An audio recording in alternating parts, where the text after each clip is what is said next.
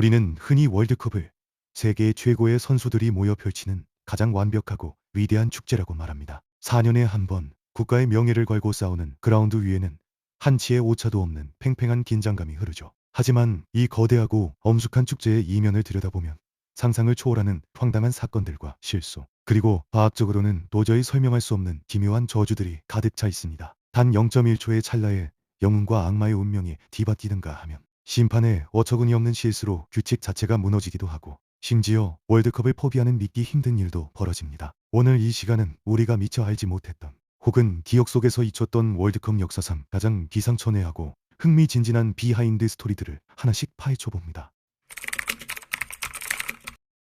축구에서 0.1초는 얼마나 짧은 시간일까요? 눈 한 번 깜빡하면 지나갈 그 찰나의 순간이 누군가에게는 평생의 영웅이 되는 기회를, 또 다른 누군가에게는 역사상 가장 황당한 비극을 선물하기도 합니다. 월드컵 역사상 가장 잔인하고도 짜릿했던 0.1초가 갈라놓은 운명의 순간들 속으로 들어가 봅니다. 첫 번째 이야기는 2010년 남아공 월드컵으로 거슬러 올라갑니다. 아프리카 대륙에서 열린 최초의 월드컵. 검은 돌풍을 일으키며 8강에 오른 가나는 남미의 강호 우루과이를 만났습니다. 아프리카 역사상 최초의 4강 진출이라는 위대한 꿈을 눈앞에 둔 가나 선수들은 그야말로 온몸을 던져 뛰었습니다. 치열했던 승부는 연장전으로 이어졌고, 연장 후반 120분마저 모두 흘러가고 있었습니다. 이제 마지막 공격이 끝나면 승부차기로 가야 하는 운명의 시간. 이때 다나가 우루과이의 골문 앞에서 마지막 프리킥 찬스를 얻게 됩니다. 그리고 가나의 프리킥을 우루과이 골키퍼가 간신히 쳐낸 공을 가나의 아디이아 선수가 머리로 정확하게 받아 헤딩슛을 했을 때 공은 골키퍼를 지나 완벽하게 골문 안으로 빨려 들어가고 있었습니다. 이 골이 들어간다면 가나는 4강 진출이라는 역사적인 날이 됩니다. 그런데 그 0.1초의 찰나, 믿을 수 없는 장면이 펼쳐집니다. 골라인 바로 앞에 서 있던 우루과이의 공격수 루이스 수아레스가 본능적으로 손을 뻗은 것입니다. 골키퍼도 아닌 공격수가 날아오는 공을 양손으로 골문 밖으로 쳐내버렸습니다. 당연히 핸드볼 반칙으로 주심의 휘슬이 울렸고, 수아레스는 레드카드와 퇴장 명령을 받고 그라운드를 벗어나며 유니폼에 얼굴을 묻은 채 눈물을 흘렸습니다. 자신의 반칙으로 팀이 탈락하게 되었다는 죄책감 때문이었겠죠. 가나에게는 경기 종료 직전 승리를 확정지을 수 있는 절호의 페널티킥 기회가 찾아왔습니다. 그리고 가나의 영웅 아사모아 디안이 페널티킥을 준비하고 있었죠. 전 세계 축구 팬들은 가나의 승리를 의심치 않았습니다. 그러나 가나의 강력한 페널티킥이 골문을 향해 날아오던 바로 그 순간, 울먹이며 경기를 지켜보던 수아레스가 갑자기 미친 듯이 팡팡 뛰며 환호하기 시작합니다. 어떻게 된 것일까요?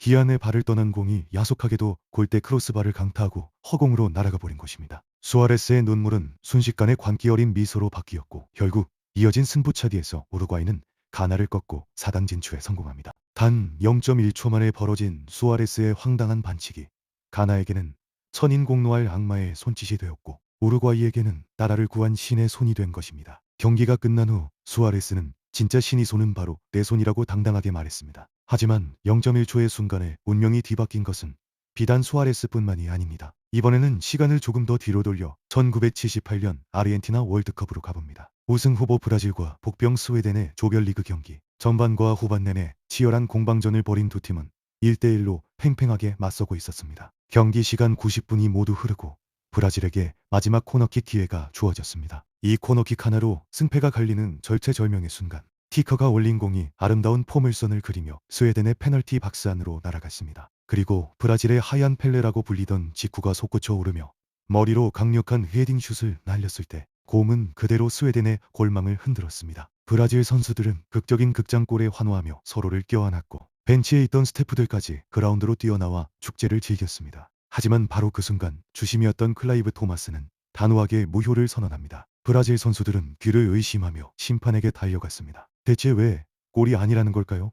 오프사이드였을까요? 아니면 반칙이었을까요? 심판의 대답은 황당하기 그지없었습니다. 코너킥을 차서 공이 공중에 떠 있는 사이 주심이 경기 종료 휘슬을 불었으며, 따라서 공이 골라인을 넘기 전에 경기는 이미 끝난 것이라는 것이죠. 다시 말하자면 코너킥이 날아가는 그 0.1초의 찰나에 경기를 끝내버린 것입니다. 축구 역사상 전무후무한 공중 종료 선언이었습니다. 결국 경기는 그대로 1대1 무승부로 끝이 났고, 브라질은 승점을 도둑맞았습니다. 경기장을 지배하는 심판의 휘슬 소리 하나가 0.1초의 타이밍 차이로 승리의 기쁨을 순식간에 분노와 허탈함으로 바꿔버린 역사적인 해프닝이었습니다. 축구공은 둥글고 절대 강자도 절대 약자도 없는 곳이 바로 월드컵 무대입니다. 하지만 이 거대한 축제에는 과학적으로 설명하기 힘든 기묘한 저주와 상식을 파괴하는 황당한 사건들이 존재합니다. 이번에는 세계 축구 역사상 가장 강력했던 한 나라의 몰락, 이른바 디펜딩 챔피언의 저주로 시작합니다. 세계 최강이자 전 대회 우승국은 다음 대회 조별리그에서 맥없이 탈락한다는 무시무시한 징크스. 프랑스도 이탈리아도 스페인도 이 저주를 피해가지 못했습니다. 그리고 2018년 러시아 월드컵, 전 세계 축구 팬들의 시선은 전 대회 우승국이자 피파 랭킹 1위인 전차군단 독일에 쏠려 있었습니다. 세계 최강 독일이 설마 조별리그에서 탈락하겠느냐는 여론이 지배적이었죠. 하지만 독일은 조별리그 1차전에서 멕시코에 패하며 삐걱거리기 시작하더니 운명의 3차전에서 아시아의 복병 대한민국을 만나게 됩니다. 독일이 16강에 오르기 위해선 반드시 한국을 꺾어야만 했습니다. 반면 한국은 이미 2패를 안고 있어 탈락이 거의 확실시되던 상황. 전 세계의 도박사들은 독일의 압도적인 승리를 점쳤습니다. 경기가 시작되자 독일은 파상 공세를 퍼부었지만 한국의 골문은 쉽게 열리지 않았습니다. 골키퍼 조현우의 신들린 선방과 선수들의 육탄 방어에 독일 선수들의 마음은 조급해지기 시작했습니다. 시간은 흘러 후반 추가 시간마저 거의 끝나가던 후반 92분, 한국의 코너킥 상황에서 혼전 중 흘러나온 공을 김영권 선수가 밀어넣었습니다. 부심의 깃발이 올라가며 오프사이드가 선언되는 듯했지만 비디오 판독 결과 독일 수비수의 발을 맞고 들어간 공으로 밝혀지며 기적같은 선제골이 인정됩니다. 스코어는 1대0, 경기 종료까지 남은 시간은 단 3분. 다급해진 독일은 골키퍼 마누엘 요이어까지 골문을 비우고 한국 진영 깊숙이 올라와 공격에 가담하는 극단적인 선택을 내립니다. 골키퍼가 미드필더처럼 공을 몰고 나오는 기괴한 장면이 연출된 것입니다. 바로 그 순간 한국의 주세종 선수가 로이어의 공을 가로채고 비어있는 독일의 골문을 향해 길게 패스를 할 때 그 공을 향해 심장이 터지도록 달린 선수가 바로 손흥민이었습니다. 손흥민은 골라인을 넘어가기 직전 공을 가볍게 밀어넣으며 쐐기 골을 터뜨렸습니다. 피파 랭킹 1위 독일이 한국에 2대0으로 패하며 조별리그 꼴찌로 탈락하는 역사상 가장 충격적인 이변이 완성되는 순간이었습니다. 전대회 우승국은 다음 대회에서 처참하게 무너진다는 잔혹한 저주가 다시 한번 증명된 것입니다. 그런데 월드컵 역사에는 저주만큼이나 황당해서 헛웃음이 나오는 기권 사건도 존재합니다. 이번에는 시간을 1950년 브라질 월드컵으로 돌려봅니다. 당시 아시아 예선에서 경쟁 상대들이 차례로 기권하면서 인도는 역사상 처음으로 월드컵 본선 진출권이라는 기적같은 기회를 거머쥐었습니다. 온 나라가 축제 분위기에 휩싸였고 선수들은 세계 무대에 나설 준비를 마쳤습니다. 하지만 본선 조추첨까지 끝난 상황에서 인도는 돌연 월드컵 출전을 포기한다고 선언합니다. 전 세계 축구계는 충격에 빠졌습니다. 일생일대의 기회를 얻은 나라가 대체 왜 월드컵을 포기하겠다는 걸까요?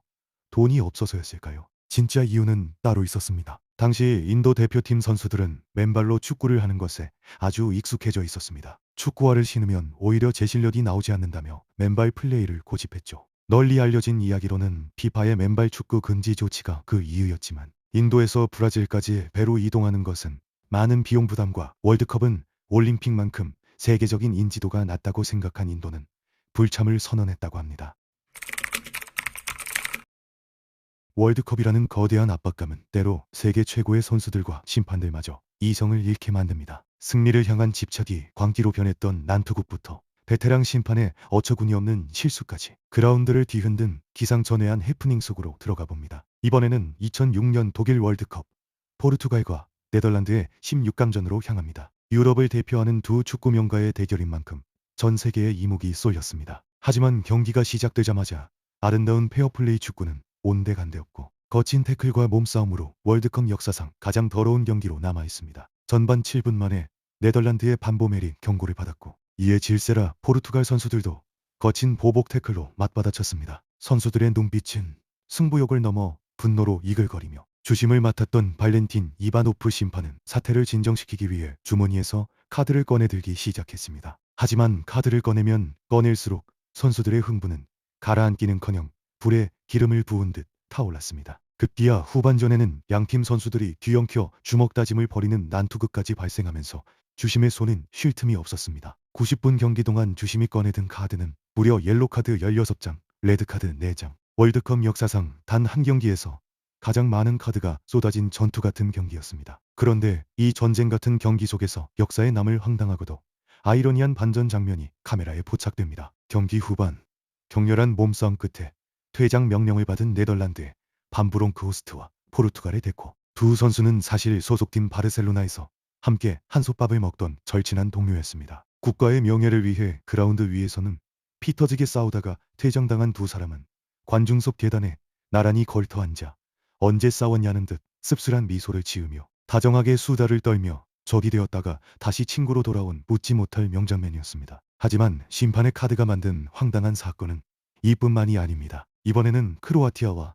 호주의 조별리그 경기로 가봅니다. 2006년 독일 월드컵 3차전 경기였습니다. 이 경기의 주심은 프리미어리그에서 명성을 떨치던 베테랑 중의 베테랑, 영국의 그레이엄 폴 심판이었습니다. 치열한 공방전이 이어지던 후반전, 크로아티아의 핵심 수비수 요시프 시무니치가 거친 반칙을 범했습니다. 이미 전반전에 경고 한 장을 받았던 시무니치에게 주심은 두 번째 옐로 카드를 꺼내들었습니다. 축구 규칙상 한 경기에서 경고 두 장을 받으면 즉시 퇴장입니다. 상대팀인 호주 선수들은 당연히 시무니치가 경기장 밖으로 나갈 것이라 생각했고 시무니치 본인 역시 고개를 숙이며 퇴장할 준비를 하고 있었습니다. 그런데 바로 그 순간 전 세계 시청자들의 눈을 의심케 하는 장면이 벌어집니다. 주심이 시무니치에게 경고 카드만 보여준 뒤 레드 카드를 꺼내지 않고 그대로 돌아서서 가버린 것입니다. 시무니치는 황당했지만 아무 일도 없었다는 듯 슬그머니 다시 수비 위치로 돌아갔습니다. 호주 선수들과 벤치에서는 난리가 났지만 주심은 자신의 메모장을 확인하고도 무엇이 잘못되었는지 전혀 인지하지 못했습니다. 긴장감 넘치는 월드컵 무대에서 베테랑 심판의 뇌정지가 온 것입니다. 결국 퇴장당했어야 할 시무니치는 10분 넘게 경기장을 더 누볐습니다. 그리고 경기 종료 직전 시무니치가 또다시 반칙을 저지르자 주심은 그제서야 세 번째 옐로 카드를 꺼내들고 레드 카드를 함께 보여주며 시무니치를 퇴장시키며 마침내 자신의 실수를 깨달았습니다. 월드컵 역사상 최초이자 마지막으로 한 경기에 경고 3번을 받고 퇴장이라는 전무후무한 코미디 같은 기록이 탄생한 순간이었습니다. 폴 심판은 시무니치의 호주식 억양 때문에 수첩에 시무니치의 등번호를 호주 선수로 기록한 것이 실수였다고 해명했습니다. 월드컵은 때로 상상조차 할 수 없었던 기적 같은 이변을 만들어내며 전 세계를 충격에 빠뜨립니다. 그리고 그 이변의 중심에는 눈물을 흘려야 했던 비운의 전설들이 존재합니다. 이번에는 1966년 잉글랜드 월드컵 전 세계 축구계를 발칵 뒤집어 놓았던 아시아의 거대한 돌풍으로 시작합니다. 당시 세계 축구의 변방 중의 변방이었던 북한 대표팀이 본선 무대에 올랐습니다. 전 세계 언론과 축구 팬들은 북한을 그저 최약체로 분류하며 아무런 기대도 하지 않았습니다. 조별리그에서 만난 상대는 세계 최강이자 우승후보 아주리 군단 이탈리아였기 때문입니다. 하지만 경기가 시작되자 믿을 수 없는 일이 벌어집니다. 북한의 박두익 선수가 이탈리아의 골망을 흔드는 선제골을 터뜨린 것입니다. 이탈리아는 총공세를 펼쳤지만 북한의 육탄 방어에 막혀 한 골도 넣지 못했고 결국 경기는 북한의 1대0 승리로 끝이 납니다. 세계 최강 이탈리아가 아시아의 무명팀에게 패해 조별리그에서 탈락하는 역사상 가장 충격적인 이변이 일어난 순간이었습니다. 분노한 이탈리아 팬들은 귀국하는 대표팀 선수들을 향해 썩은 토마토와 달걀을 던지며 분풀이를 했습니다. 그리고 북한의 돌풍은 8강전에서도 이어졌습니다. 상대는 당대 최고의 공격수 에우제비우가 이끄는 포르투갈. 북한은 경기 시작 25분 만에 무려 3골을 몰아치며 3대0으로 앞서가자 전 세계가 또 한 번의 기적을 기대하며 숨을 죽였습니다. 하지만 포르투갈에는 축구 역사상 가장 위대한 전설 흑표범 에우제비우가 있었습니다. 3대0으로 뒤진 절망적인 상황. 에우제비우의 눈빛이 달라졌습니다. 그는 혼자서 페널티킥 2개를 포함해 무려 4골을 연속으로 폭격하며 북한의 수비진을 처참하게 무너뜨렸습니다. 결국 경기는 포르투갈의 5대3 역전승으로 끝이 났고 북한의 아름다운 돌풍은 8강에서 멈추게 됩니다. 하지만 패배한 북한 선수들도 기적을 쓴 에우제비우도 모두 전 세계 축구 팬들의 기립박수를 받았습니다. 각본 없는 드라마, 바로 이런 것을 두고 하는 말이었겠죠. 하지만 월드컵의 드라마는 때로 영웅에게 너무나도 가혹한 시련을 주기도 합니다. 이번에는 1994년 미국 월드컵 결승전으로 가봅니다. 이탈리아를 결승까지 혼자 힘으로 이끌고 온 당대 최고의 판타지스타 로베르토 바조. 그는 부상을 안고 뛰면서도 매경기 기적 같은 골을 터뜨리며 이탈리아의 영웅으로 추앙받고 있었습니다. 결승전 상대는 영원한 우승 후보 브라질. 두 팀은 연장전까지 120분 동안 0대0으로 승부를 가리지 못했고 결국 월드컵 역사상 최초로 결승전 승부차기에 돌입하게 됩니다. 피를 말리는 승부차기 속에서 이탈리아의 키커들이 연이어 실축을 범했고 이제 마지막 5번째 키커 로베르토 바조의 차례가 되었습니다. 바조가 골을 넣지 못하면 브라질의 우승이 확정되는 절체절명의 순간 전 세계 수억 명의 시청자들이 바조의 발끝을 주목했습니다. 하지만 바조가 심호흡을 하고 힘차게 달려가 슛을 날렸지만 그의 발을 떠난 공은 야속하디도 골대 위 허공으로 솟구쳐 날아가 버렸습니다. 브라질 선수들은 우승의 기쁨에 포효하며 경기장으로 뛰어나갔고 로베르토 바조는 제자리에 멈춰선 채 고개를 숙였습니다. 고개를 숙인 그의 쓸쓸한 뒷모습과 그 뒤로 환호하는 브라질. 월드컵 역사상 가장 슬프고도 아름다운 명장면으로 남게 됩니다. 훗날 바조는 자신의 자서전에서 페널티킥을 실축하는 사람은 페널티킥을 찰 수 있는 용기가 있는 사람뿐이라고 적었습니다. 영웅의 눈물과 위대한 이변이 공존하는 곳. 그것이 바로 월드컵이 가진 잔인하고도 매혹적인 얼굴입니다. 이번에는 단순한 스포츠를 넘어 국가 간의 역사적 갈등과 정치적 대립이 그라운드 위에서 폭발했던 가장 뜨거운 순간들을 다룹니다. 시간은 1986년 멕시코 월드컵 아르헨티나와 잉글랜드의 8강전으로 향합니다. 당시 두 나라의 감정은 극에 달해 있었습니다. 불과 4년 전 포클랜드 섬을 두고 양국이 전쟁을 치렀기 때문입니다. 전쟁에서 패배한 아르헨티나 국민들에게 잉글랜드는 반드시 이겨야만 하는 원수와도 같았습니다. 축구 경기라기보다는 총칼 없는 전쟁이나 다름없었죠. 이 팽팽한 긴장감 속에서 아르헨티나의 축구 천재 디에고 마라도나가 역사를 쓰기 시작합니다. 후반 6분 잉글랜드 골문 앞으로 높게 뜬 공을 향해 마라도나가 솟구쳐 올랐습니다. 잉글랜드의 장신 골키퍼 피터 실턴이 손을 뻗어 공을 쳐내려던 순간 마라도나가 먼저 공을 밀어넣으며 골을 기록합니다. 하지만 잉글랜드 선수들은 거세게 항의했습니다. 마라도나가 머리가 아닌 손으로 공을 넣었다는 주장이었습니다. 실제로 마라도나는 교묘하게 주먹으로 공을 쳐서 골망을 흔들었습니다. 하지만 주심은 이를 보지 못했고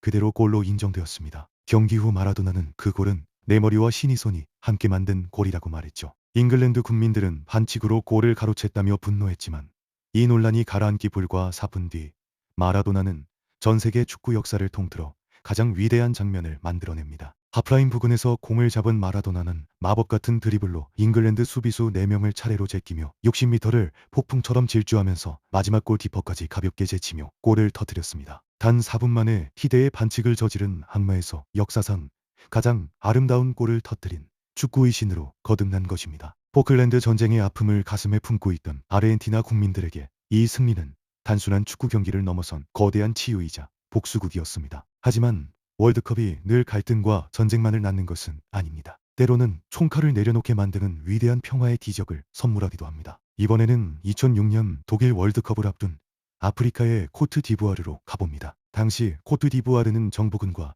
반군 사이의 참혹한 내전으로 수만 명의 민간인이 목숨을 잃고 나라 전체가 피로 물들어 있었습니다. 국민들은 매일같이 터지는 총성과 폭탄 테러 속에서 공포에 떨며 하루하루를 보내고 있었죠. 이 절망적인 상황 속에서 코트디부아르 축구대표팀은 사상 처음으로 월드컵 본선 진출이라는 기적을 일궈냅니다. 본선 진출이 확정된 날 다커룸에는 수많은 취재진과 카메라가 몰려들었습니다. 이때 대표팀의 주장 디디에 드로그바가 마이크를 잡았습니다. 그리고 카메라 앞에서 무릎을 꿇었습니다. 다른 선수들도 드로그바의 뒤를 따라 모두 무릎을 꿇었습니다. 드로그바는 간절한 목소리로 조국을 향해 메시지를 보냈습니다. 코트디부아르의 형제 자매 여러분, 북부 사람들도 남부 사람들도 모두 하나가 되어 주십시오. 우리는 오늘 월드컵 진출이라는 역사적인 순간을 만들어냈습니다. 단 일주일만이라도 좋으니 무기를 내려놓고 내전을 멈춰주십시오. 세계 최고의 축구 스타가 무릎을 꿇고 호소하는 모습은 TV를 통해 코트디부아르 전역으로 생중계되었습니다. 그리고 믿을 수 없는 기적이 일어났습니다. 드로그바의 호소에 감동한 정부군과 반군은